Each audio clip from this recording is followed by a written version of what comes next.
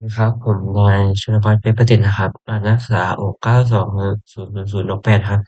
สาขาวิศวกรรมไฟฟ้านะครับตอนแรกก็เปิดแอป SolidWorks ขึ้นมานะครับกดไปยัง Centerpoint Setting Slot นะครับเลือกเป็น Front Page นะครับลากจากจุด Origin นะครับขึ้นไปด้านบนนะครับกด Smart Action ครับ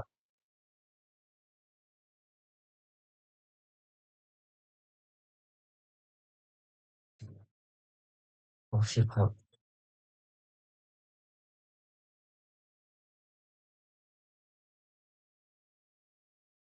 10ครับจากนั้นมากดตรงเดิม Centerpoint เหมือนเดิมนะครับ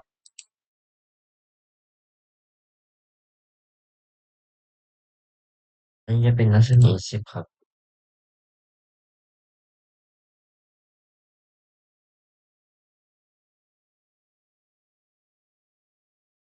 จากนั้นมาเลือก Circle นะครับ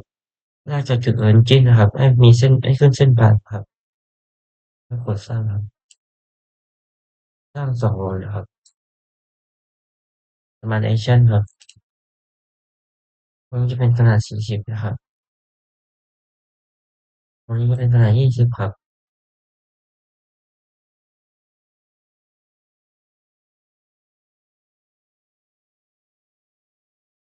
กด X เดียวครับจากนั้นกดจุด Origin ครับแล้วกด Ctrl ค้างหมุนให้เป็นคีย์บอร์ดครับกดจุดนี้ครับเลือก Horizontal นะครับ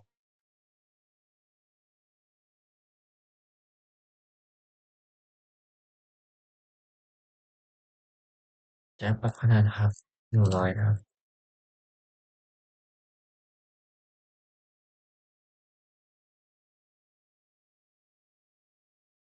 จากนั้นกดเลือกเส้นลายครับ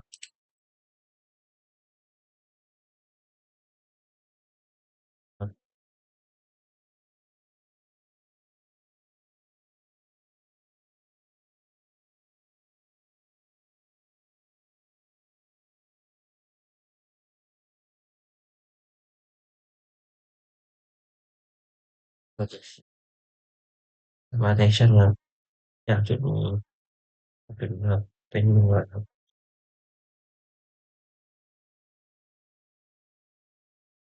ถ้ากดเส้นนี้นะครับกด Ctrl ค้างครับเส้นนี้ครับ เลือกเป็น Original ครับ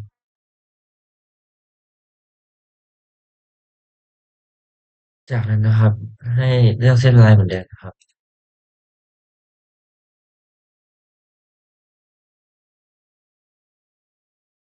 เสือก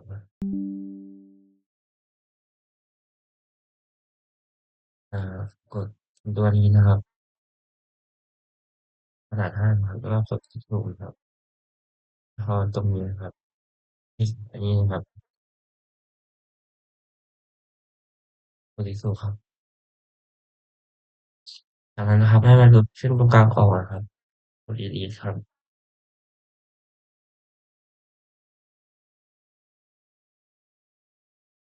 จากนั้นให้มันเลือกเส้นลายอีกรอบนะครับ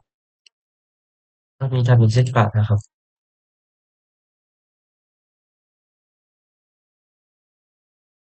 กด Pencil ครับ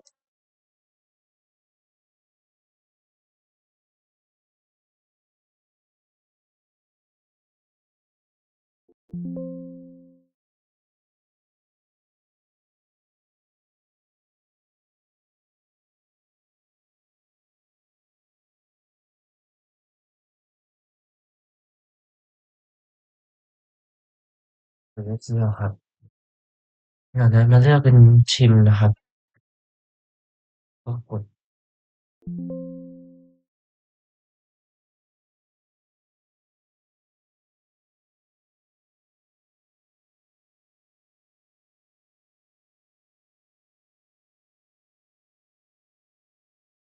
กด Pencil ครับจากนั้นมาเลือกเป็น Sketch ครับปรับเป็น10นะครับ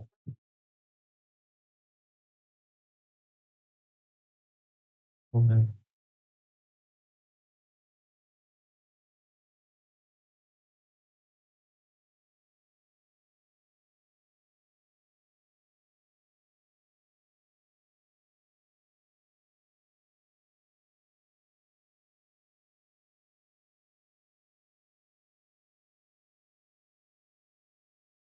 จากนั้นนะครับให้มากด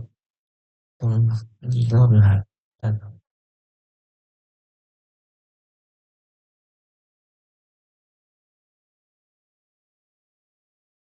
นี่นะครับมันจะถูกครับแล้วมากดตรงนี้อีกรอบนะอันนี้ปรับเป็น5นะครับ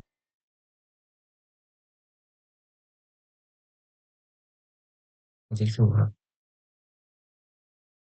นี่เป็น5นะครับจากนั้นให้มาเลือกมุมนี้นะครับกด Ctrl ค้างนะครับ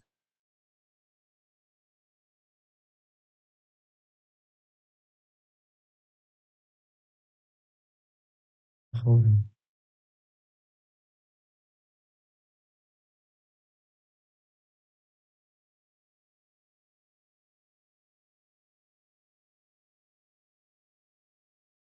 ก็เป็น Box Central เนาะด้านล่างนี้ก็เหมือนกันครับ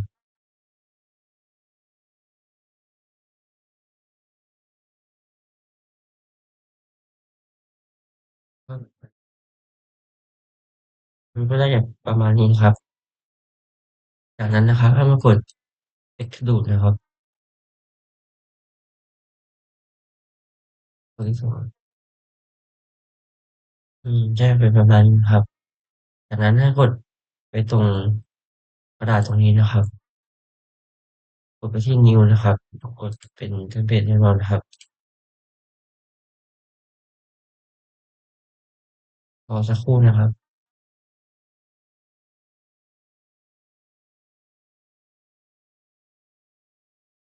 จากเปิดเทมเพลตแน่นอนขึ้นมาครับให้กดตรงจุดตรงนี้นะครับถ้าเป็นเมื่อกี้ที่เราเซฟมาก็เป็น 3D 04 2D 04นะครับแล้วกดลากลงมาครับ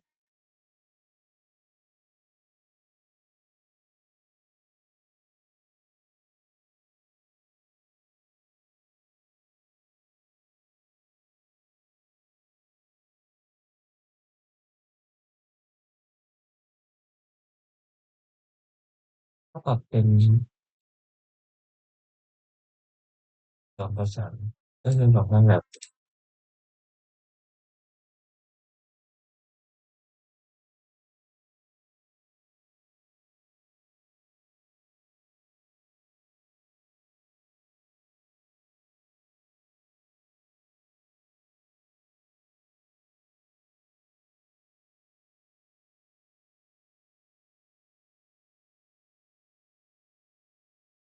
ครับเลือกเป็นชื่อมาร์กนะครับเป็นอันแบบแบบชื่อมันแบบแล้วก็ต้องแบบ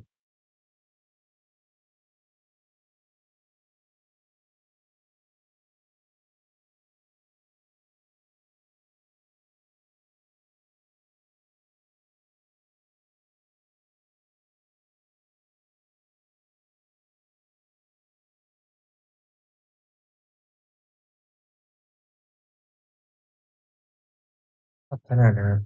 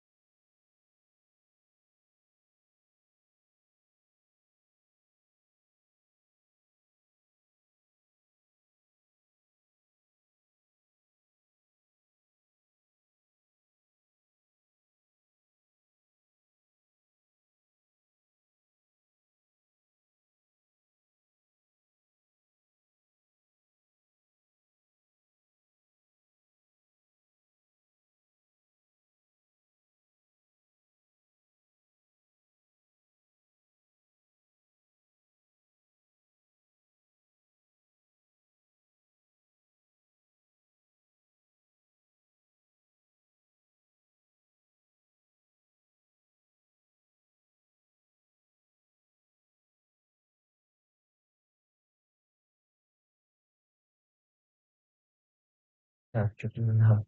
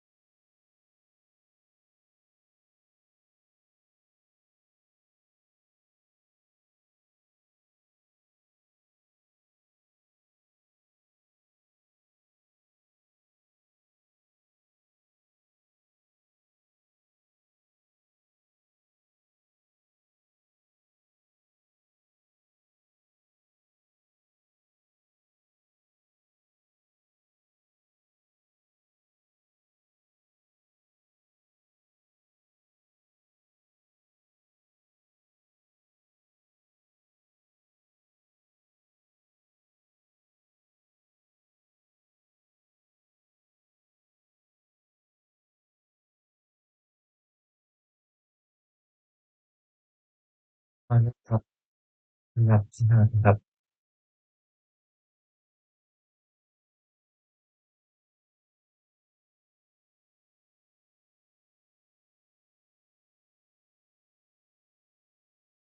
ตอนเช้าครับ